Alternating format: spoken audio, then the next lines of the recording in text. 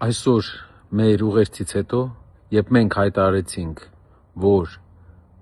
ՔՊ-ն եւ Փաշինյանը կորցրել է ազգային ժողովի 3/5-ը եւ հնարավորություն չունի Ալիևի պատվերով այլևս սահմանադրություն փոխել,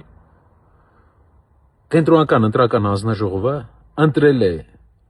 երկու տեղամաս, որտեղ Բարգավաճ Հայաստան կուսակցությունը ամենաշատ ձայները ունի, եւ այդ տեղամասերի արդյունքները չեղյալ է հայտարարել, քանի որ իրապես եղել են այնտեղ զինվորների քվեարկումներ ու եղել են նույն բանը հարյուրավոր ուրիշ տեղեր նույնպես, բայց այս երկու տեղերն է դա արել, որտեղ որ ԲՀԿ-ն ունի շատ ձայներ, դրանով իսկ զրկում է ԲՀԿ-ին անցնել ազգային ժողով։ Մենք, որպես Հայաստանի ամենամեծ ուժը, որը հնարավորություն ունի փոխարինելու քաղաքացիական պայմանագիր կուսակցությանը, հայտարարում ենք, եթե Կենտրոնական ընտրական հանձնաժողովը իշխանությունները կրկնընտրություն չդրեցին այս տեղամասերում, դա հատելու է կարմիր գծերը ժողովրդավարության եւ անլրդի պահելաձևի բոլոր կարմիր գծերը,